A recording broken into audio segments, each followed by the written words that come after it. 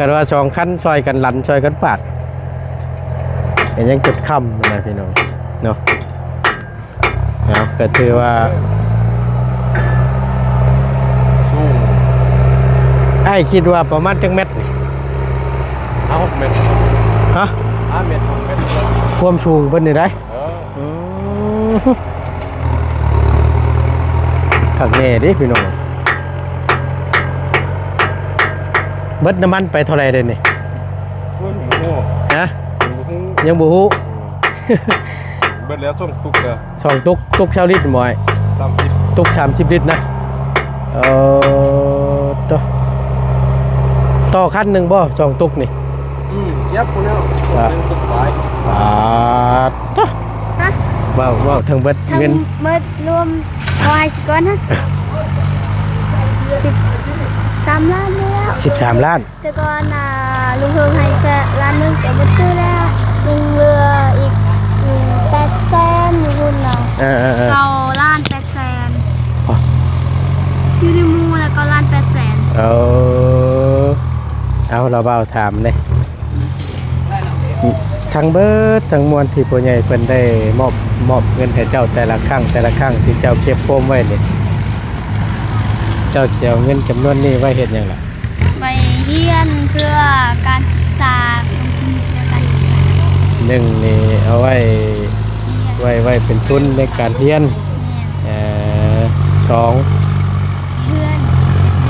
เฮ็ดเพื่อนเอาถือว่าเป็นความคิดที่ดีได้เลย1หลักๆนี่แม่นการเรียน2มาเนี่ยแม่นบ้านเนาะหรือว่าเฮือนนี้พี่น้องเอ้ยคือทางอีหล่าเพิ่นนี่ก็คือฮู้เนี่ยอยู่นำประตูมิตู้อยู่นำน้าสาวเนาะแต่ว่าเฮือนเป็นเฮือนเจ้าของนี่ก็ยังบ่มีก็นี่แหละ FC เพิ่นก็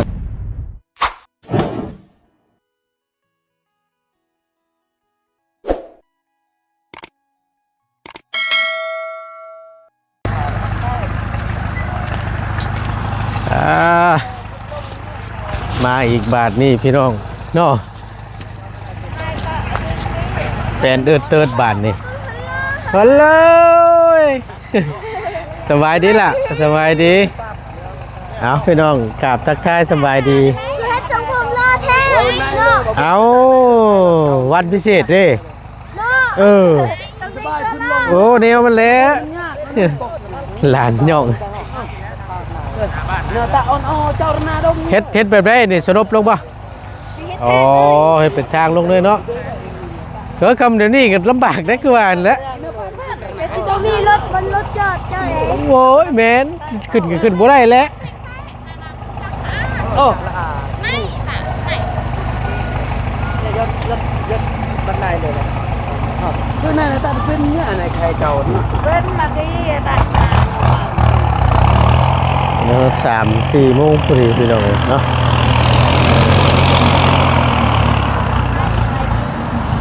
ตัวนั้นก็บ่ได้หลั่นลงอย่างที่บ่บ่ตัวบางอาจารย์เล่าอยู่น่ะบ่ได้หลั่นลงที่บ่ปาดให้มันหน่อยนึงเห็นนะบ่ได้บ่สิดันบนทางวงอย่ามันถึกสิดันไปร้านนี่อย่ามันถนนหัวคลองเขาเสร็จคลองน้ำบ่ไหลได้ป่ะตัวนี้เนาะโอเคมีแต่ว่าปั๊บมันน้อยนึงเนาะมื้อนี้สบายลูกคุณนี่ปั๊บตะบอนนี่ร้านน่ะบ่ปั๊บยามันเฮาดันลงไปมันติดคลองเด้น้ำสิบ่ไหลเนาะน้ำสิบ่ไหลสิให้เฮาได้ก่อนโอเคแต่นี่ก็ยังนี่เฮาต้องใช้ท่อวางท่อเนาะท่อเนาะไม่ดีท่อเนาะเครื่องเนาะแต่จริงแม่นนี่นั่นน่ะเฮ็ดมาเด้อเฮ้ยทางไหนเฮ้ยหาทางไปกับพ่อป่านนี่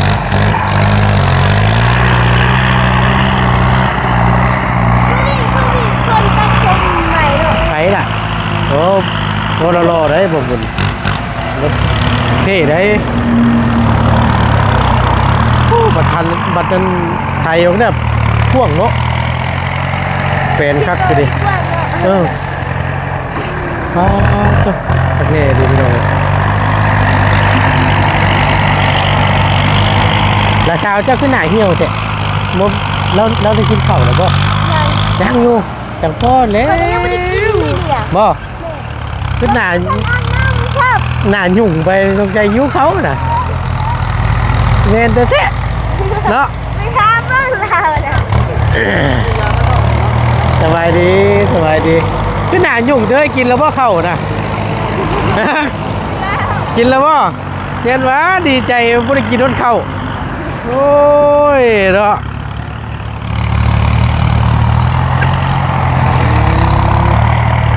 เชเอาจ้อโอ้ยไปยังได้รถได้นั่นหลั่นลงมาจำนี่นะพ่อเนาะสิตันทางน้ำไหลนะพี่น้องอยู่รุ่มนะ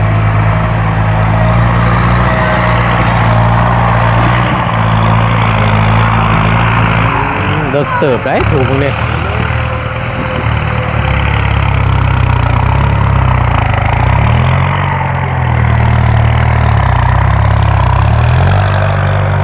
วัดมือพี่น้องเลยได้เวลาเนาะ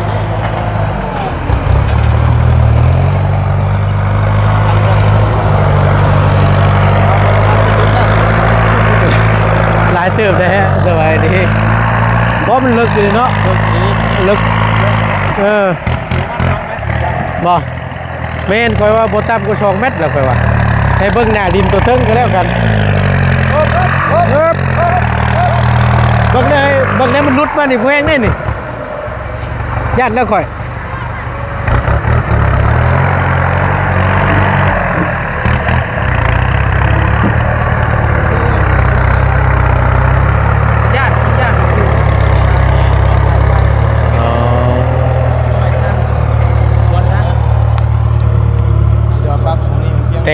แต่งหน่อยนึงบ่ เพราะว่าถ้าตั้งมุมนี้นะ มุมกลางเลย เพ เนาะ ราะว่านี่นำบ่ได้เนาะ มันนิดใหม่เด้เก่า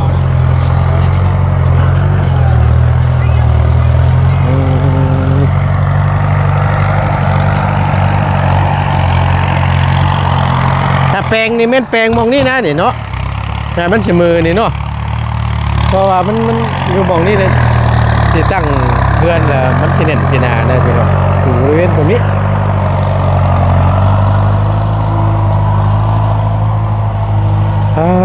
อากาศ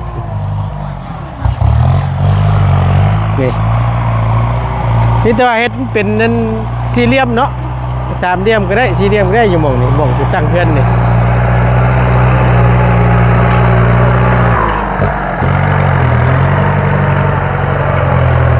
ดินโมเมนต์หน่อยพี่น้องเบิ่งในความสูงนะประตูนคิดว่าน่าสิได้ละ2.50 เมตร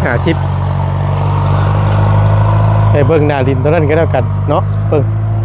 ความสูงเพิ่นถือว่าเปิดน้ำมันโมเมนต์หน่อยได้ประตูน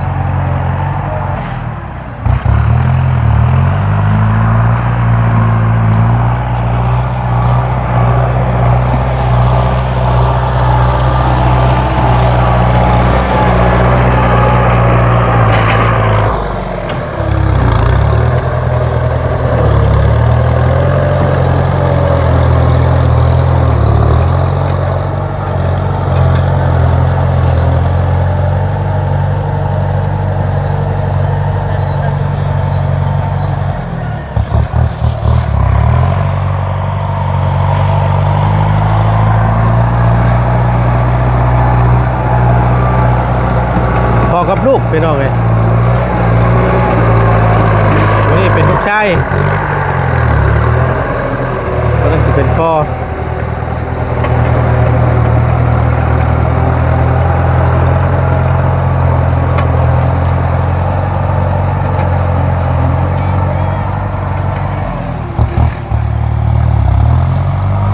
มีแต่ว่าปัดเพิ่นเฮ็ดตกแต่งเป็นอย่างแล้วเนาะได้ยกย่อแล้วก็เป็นแปลงล่องน้ำแล้วพี่น้องแปลงล่องน้ำให้น้ำไหล ไปอีกทิศทางหนึงเนาะแต่ว่าบ่เฮ็ดร่องน้ำนี่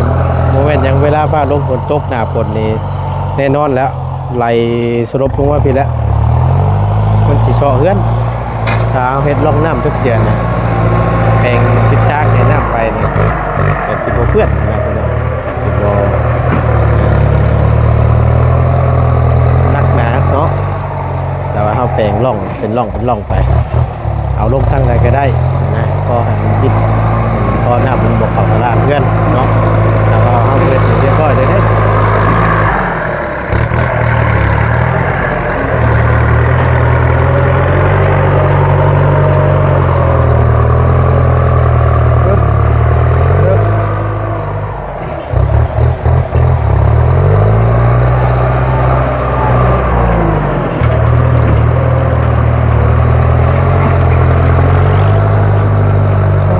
ดันแล้วใหญ่ดีพี่น้อง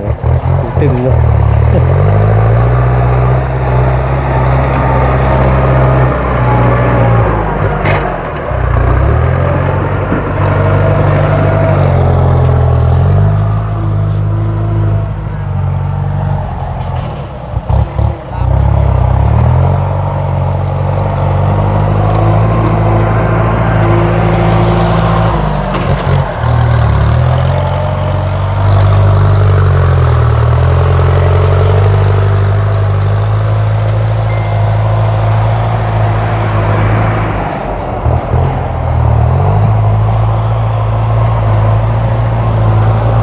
นี่กำลังแปลงพี่น้องเนาะมาดูภาพมุมสูงในนิดนึงพี่น้องเนาะอยู่บางบอตูนต้นนี่แหละบอตูนยืนอยู่ห่มต้นกิริกเนาะคือว่าในจุดนี้ตัวนี้แหละซื้อไว้เป็นห่มเป็นเงาเนาะในระหว่างหนุดย่อเฮือนชานพี่น้องหรือว่าเฮ็ดแล้วก็แม่นพอได้ห่มพวกขี้เล็กนี่แหละเป็นห่มเนาะที่เหลือได้แม่นบ่มีละแม่นพุ่นละบาดนี้เฮือนประตูพุ่นละ เพราะว่าแต่ก่อนอาศัยพอได้อันนี้อาศัยห่มพวกม่วงแต่ว่านี่ผัดเรียบร้อยแล้วพี่น้องตัดออกแล้วเนาะ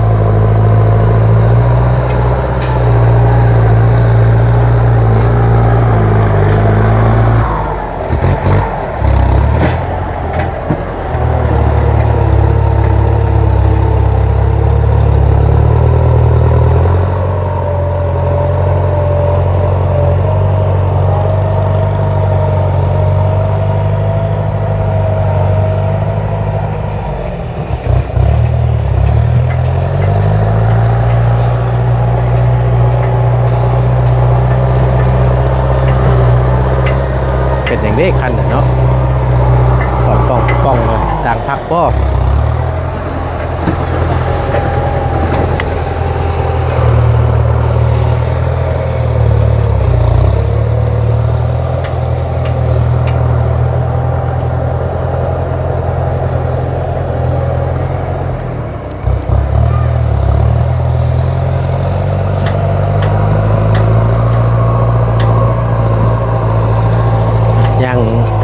อ้อมเบิ้งให้พี่ก่อนพี่น้องFC เบิ้งพี่ก่อนเนาะอีกรอบนึงปึ๊บ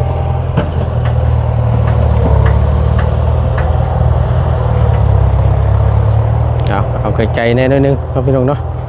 จะได้เห็นน้ำกัน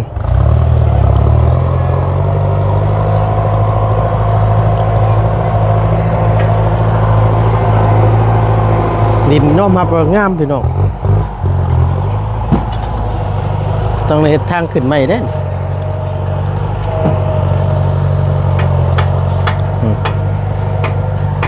เป็นอะไรเด้ป่านนี้ตอกป่องอยู่ปีไทยแตกบ่เป็นอะไรไอ้เป็นอะไรเนี่ยมันยังแตกนะฮะมันขดบ่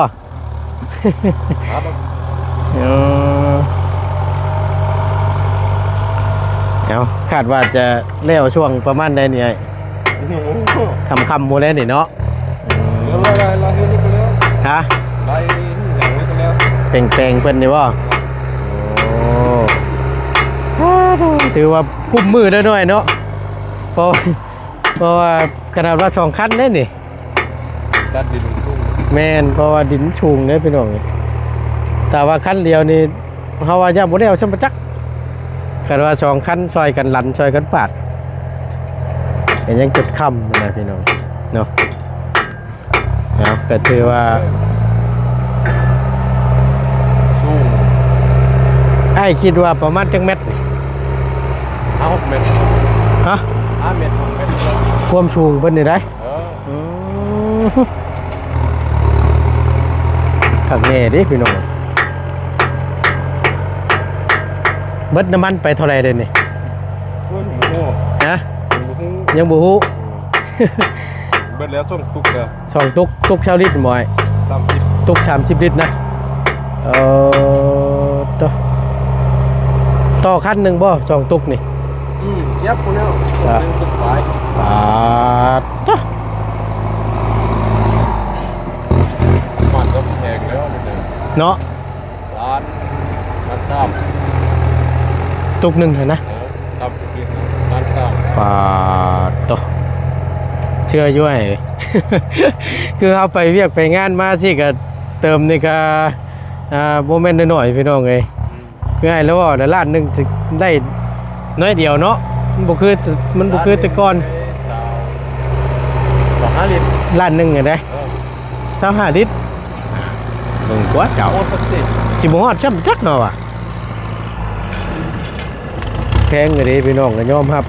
2-3มื้อปรับเทื่อนึงเนาะ2-3มื้อปรับเทื่อนึง ว่าหันล้านเดียวว่าก่อนล้านนึงขึ้นหวานนี้ขึ้นต่ำแสนเลย เพราะว่ารู้จักนี่ก็แพงคือกันพี่น้องก็ป๊าดโตลิตรหนึงอยู่บ้านนั้น55,000ละบ่อยู่แถวซิโนน่ะโหดดีได้ป๊า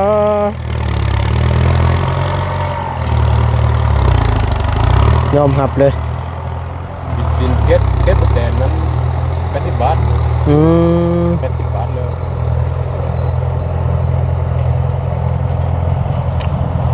แต่ก่อนก็62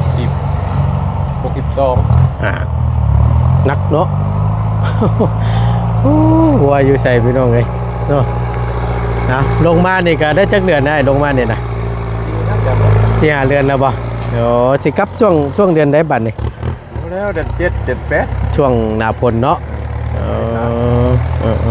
กลับไปพุ่นนี่ก็ได้เฮ็ดหน้าอยู่บ่อยช่วงฤดูเฮ็ดหน้าก็เฮ็ดหน้าอยู่บ่ เฮ็ด ว่า ไปเฮ็ดนาแล้วกันบ่ไปเฮ็ดนาครับ เฮ็ดคือกันเนาะก็คือทางอยู่แถวชัญญะนี่ก็เป็นบางหม่องบางบ่อนเป็นบางเจ้าน้อยเนาะ โอ้ต้องอยู่ใดก็ต้องเฮ็ดกลับไปเฮ็ดเมื่อนาน่ะเพราะขนาดบ่เฮ็ดนาก็บ่ได้กินได้เขาอ่ะเพราะส่วนหลายเฮาก็เห็นว่าคือจังหวะเพิ่นปลูกมันน่ะนะพอสิว่านั่นน่ะแต่ก็มีคือกันพื้นที่มันเพียงเนาะแบบเฮ็ดนาเฮ็ดหยังเนาะ บ่คือไปแค่ว่าบ่แตนน่ะ แถวบ่อแตนอาจจะผ่านอยู่ไอ้เพราะ ข้าวมึงบ่แตน เพราะว่าเฮาขึ้นช่วงนั้นนั่นเป็นช่วงหน้าฝนปีที่แล้วนี่อาจจะผ่านอยู่ผ่าน ไปแจกเครื่องแจกหยังนี่แหละพอสิว่านี่บ่อแตนแตนเก็บเท้าทางผ่านได้เขาเคยไปผ่านอยู่ บ่ผ่าน ฮะ สุดเลย ชุดเลยแม่นบ่ สุดแบบนี้แหละ แล้ว ติดเวียดนั่นมันติดไผ บ่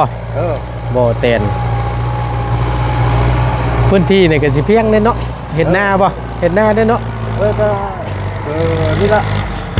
คล้ายๆกันบ่ คล้ายๆกันนี่ละทีน้อยทีบ่หลาย ที่บ่หลายที่น้อยได้จักสอบไหมแต่ละปีเฮ็ดนานี่ได้จักเป่า บ่ขวา 100ปลายว้าว100ปลายนี่ก็ถือว่าหลายอยู่เด้นี่ หอมกิน บ่กุ้มกิน ผมว่าหอมกิน เอา ได้คน บ่อันนี้นี่รถนี่เป็นรถของง่าเองเลยบ่2 คันนี่แม่นเลยบ่โอ้คักแล้วใช่อันนี้สิว่าเป็นลูกชายนี่เนาะ นี่ลูกชาย ลูกชายจักปีแล้วเนี่ย 5 ปี 15 ปีจักคนล่ะมีลูกจักคน 3 3 คนพอได้ประคำเพิ่นนี่ต้องมาเป็นหมู่เนาะ ที่เรืออยู่บ้านบ่ อยู่เดียวเดินอยู่บ้านนี่ เออนี่แหละพี่น้องก็ได้ลูกชายกับพ่อได้ลูกชายซอยใครอยู่หรอกเป็นของเจ้าของเองเนาะเพราะว่าเฮาบ่ได้รับจ้างเพิ่นต่อหั่นนะเป็นของเจ้าของเองก็โอเคอยู่เนาะบัดเมื่อได้สิให้บัดกลับเมื่อนี่เฮ็ดจังได๋เมื่อนี่จ้างเมื่อบ่หรือว่าขับขึ้นเมื่อ โอ้ขับกูร้อนแล้ว ต้องได้จ้างแม่นบ่ 2 มื้อ2 คืน2 มื้อ2คืน3 มื้อไว้คน กว่าสิฮอดบ้านหั่นเด้ ขี่รถเมล์ก็คืนหนึ่ง2 มื้อ เออ เราใช้รถพ่อรักมันก็2 คืน3 มื้อ อุ้ยเดี๋ยวไงสุดเนาะ เดี๋ยวคันเดียวนี่14 ล้าน จ้างเพิ่นมานี่นาย เออ คันเดียว14 ล้านป่า แล้วเงินรุดให้ได้ปกติ18 ล้าน เอออันนี้เพิ่นลดให้แล้วแม่นบ่ 4 ล้าน คันเดียวสองคันนี่ก็28 ล้านพุ่นเด้นี่เนาะ โอ้ยถือว่านักเติบอยู่พี่น้องเอ้ยอันนี้เดี๋ยวเพิ่นลดให้แต่ว่าเพิ่นบ่ลดนี่แฮงนักนี่เนาะ30ปลายพุ่นเด้นี่เนาะโอ้โห ต่อลงไปเมื่อกี้นี่ใช้พ่อรักมัน35 ล้าน ใส่หัวลากกันนะ 3 คัน35 ล้าน เพราะว่ามันไล่คันแดงต้องคันนั้นก็ประมาณ35คือกัน ไปคันเดียวก็35คือกัน ชื่อว่าอะไรไงเป็นชิไลเป็นคิวด้วยนะเนี่ยเนาะแต่ว่าเขามีหลายคัน เดี๋ยวนึง แต่ว่าเขามีหลายคันเนี่ยก็สิคุ้มแน่2 คัน 3 คันอย่างสิเนาะไปน้องเลยเนาะการนี่แหละ บัดในค่าจ้างนี่ก็บ่แม่นง่ายเนาะ งานก็คือบ่ได้ ได้หิมรถไว้ให้ไปแต่คนแล้วมีเงินตั้งเอาไม่แต่ลูกชายเราแปลงก่อนพี่น้องแปลงนาดินก่อนเนาะปรับขวดเนี่ยมันเพียงละบาทนี่แล้วนี่เราก็เป็นไปรับจูชัยต่ออีกไงบาทนี่ ยังหูเฮีย ยังบ่ทันไปเบิ่งหน้าเวียกอยู่แล้วตัวนี้ก่อนเนาะจะค่อยว่ากันพี่น้องเอ้ยเอาก็คงจะได้ครับรายงานอยู่ดอกพี่น้องเพื่อจะฮอดช่วงเดือน6เดือน7สงกรานต์นี่บ่ได้กลับบ้านบ่อยู่ดินอยู่พี่เนาะ ยันว่ากลับบ้านตัวแล้วกลับไปก็เสียค่ารถค่าล่างหน่อยเนาะเพื่อที่ฮอดนี่ก็เบิดเท่าไหร่นี่น่ะถ้าสมมุติว่าเอาเมื่อบ้านนี่นั่งรถเมื่อนี่ นั่งรถเมล์มันก็เย็บก็ต้องล้านละ เกือบ2 ล้านผู้ต่อคนป๊าด ไม่ได้4 คน 4 คนบ่โอ้ยจังพ่อได้สันอยู่หาเงินดีกว่าเนาะเดี๋ยวจะค่อยกลับเมื่อปัดเดียวหน่อยเนาะอยู่ดินพี่ก็ได้ แล้วก็10 ล้านครับกลับมาอีก ได้กลับเนาะ มาเปล่าเด้งไป โอ้ยเอาเงินก้อนนั่นแล้วเก็บไว้เมื่อปัดเดียวดีกว่า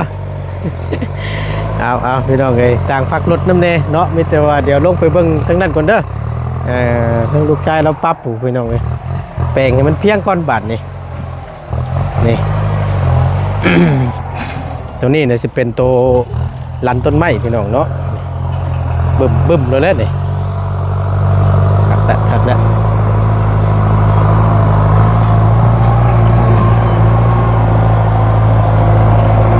ปึ๊บ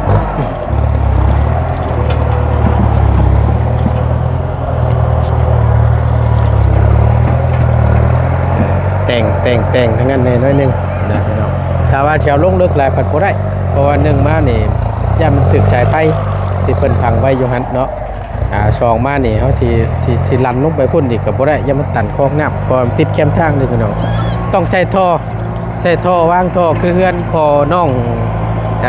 แต่งจริงนี่จังสิโอเคนะพี่น้องเนาะจังสิมีทางขึ้นและน้ำจังสิได้จะไหลสะดวกสบาย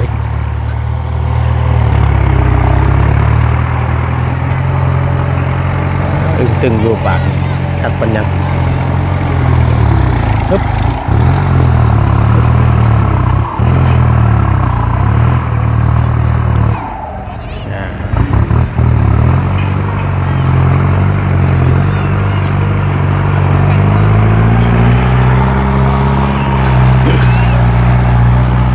ลำมาฮอดพี่วะ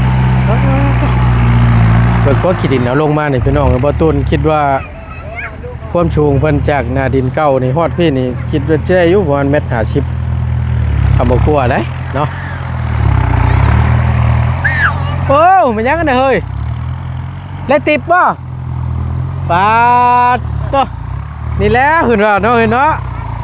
ของขวัญวันเกิดบ่ฮะทางน้องเลี้ยงพี่น้องเพิ่นได้ของขวัญวันเกิดเท่าไหร่นั่นได้เท่าไหร่น่ะ3 แสน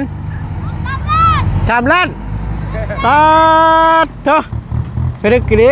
ดีใจน้ำเด้อผู้ใหญ่ทั้งไล่ทั้งไผผู้ใหญ่ทั้งไผล่ะโอ้ผู้ใหญ่ทั้งอาจารย์ลาวโอ้ถือว่าน้องเลี้ยงนี่ถือว่าได้เงินรางวัลถือว่ารู้อยู่ได้พี่น้องเนาะเทื่อละ2-3 ล้านเทื่อละอันนั้นรวบรวมไว้ถือว่าได้บ่อยเลยเนาะปาดโธ่ดีใจน้ำได้ทั้งล้านและทั้งเบิดบ่จุบเจือฮะว้าวทั้งเบิดเงินเบิดรวมวายสิก่อนฮะ13 ล้านแล้ว13 ล้านแต่ก่อนลุงเฮิงให้แค่ล้านนึงแต่บ่ซื้อแล้วยังเหลืออีก8 แสนอยู่พุ่นน่ะ9 ล้าน 8 แสนอยู่ในหมู่แล้ว9 ล้าน 8 แสนเอาเราเบาถามเลยทั้งเบิดทั้งมวลที่ผู้ใหญ่เพิ่นได้มอบเงินให้เจ้าแต่ละครั้ง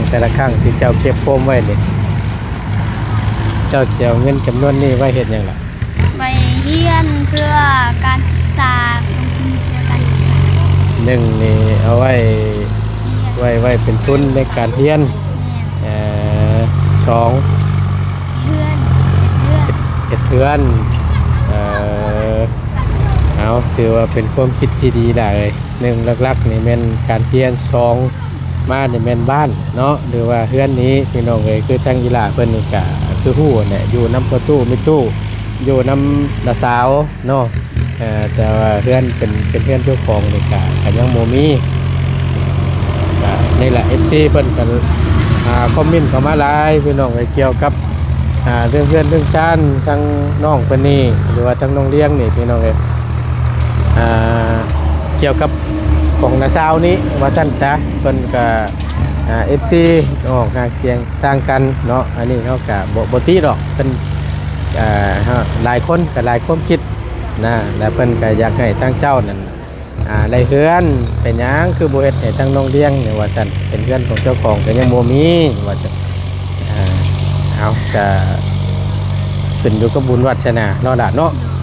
เฮ็ดจังใดแข่งบุญวัฒนาบ่ได้เนาะบ่ได้สำนี้ถือว่าดีแล้วโอ้ยสาธุเนาะล่ะเอาก็มีแต่ว่าเก็บไว้ไล่จังซี่แหละเทื่อละล้าน2 ล้านเฮาก็เก็บไว้ถ้าว่ามันพอเฮาก็จังค่อยซื้อเสามาไว้เฮ็ดเนาะเก็บไว้แต่นิดๆหน่อยๆแล้วก็เอาไว้ในเฮียนเจ้าก็ส่วนนึงเนาะหากว่ามันพอนะพี่น้องได้ประมาณจัก9 ต้นนี่ก็ยังดีเนาะโอ้ผู้ดีงามเลยพี่น้องเนาะเอาจังใดก็ดีใจนำเด้อมื้อแรงเด้อต้องคอยเป่าเค้กตายค่ำๆก่อน